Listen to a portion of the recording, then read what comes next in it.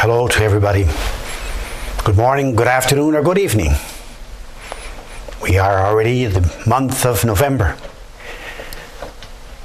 beginning or opening its door with the feast of All Saints, All Souls, thinking of those who have preceded us in the house of the Father that we call saints, and those who have passed on in our family, from our families, and in our lives.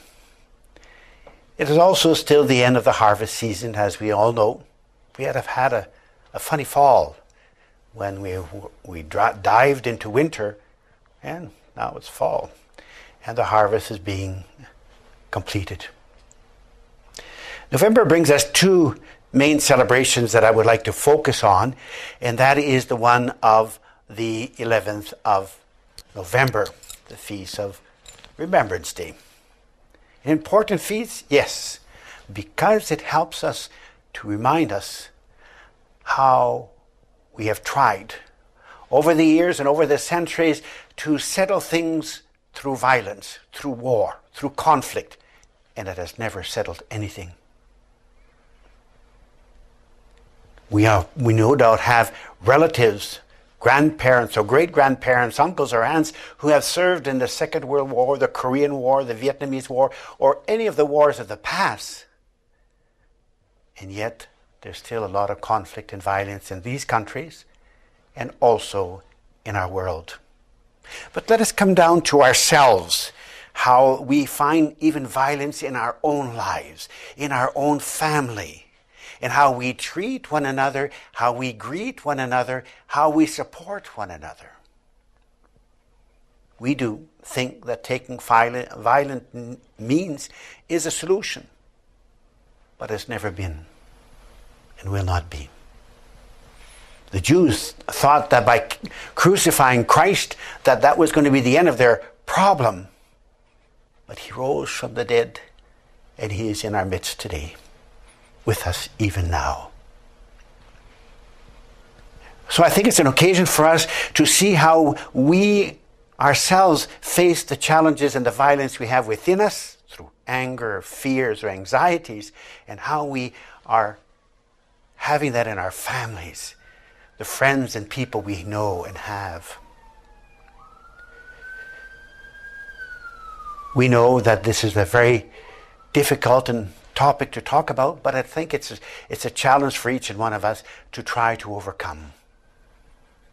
Let us remember the relationships we have in our families. Let us remember that we are called to be families, to be husband and wife, to be parents with children, grandchildren, great-grandchildren, that we are called to be together. And that's what we remember. Those who have died out of violence because we did not know how to begin a conversation. And perhaps it is time. The other feast that I would like to bring out is the 21st of November, is the Presentation of Mary. Perhaps we have never celebrated very much in the past, but this year I would like that we celebrated thinking of the unborn.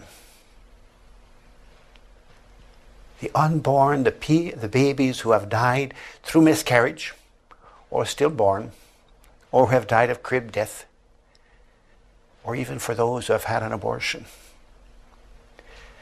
Those who have carrying within themselves a kind of a guilty conscience that they have failed in their motherhood, in their parenthood, and that they would like to overcome this anger, this fear, this anxiety, this failure in their life, by seeing that God was with them in the time it did happen, and that these are the accidents of life, especially for miscarriages and stillborn. Abortion is a different question. Certainly a bigger different question. And so we are going to have a service to help those who have gone through these experiences, to help them to overcome what they are carrying in their heart, so that they may continue their journey of life with a better peace on their mind, with peace on their mind. And so we will have a diocesan celebration, giving you that occasion to write down the name of that child and to give him to God, accepting that as being part of your experience of life and giving it to God. Yes, giving it to God. And we could say through Mary. So these are the two focuses that I would like to bring as we come to the end also of the liturgical year. And we have, during this whole year, we have tried to follow Christ. We have tried to listen to his word, but not just listen to his word, but to make his word become flesh in my everyday activities, in my everyday life. What a challenge. But with the grace of God, we can achieve it. And as we come to an end, we give thanks to God for that year, that journey that I have done spiritually, and for the times that I have not followed that word or carried it with as much joy Christ would have wanted us to follow it, because I did not have the courage, strength, and will to do it. God is our King. Christ is our King.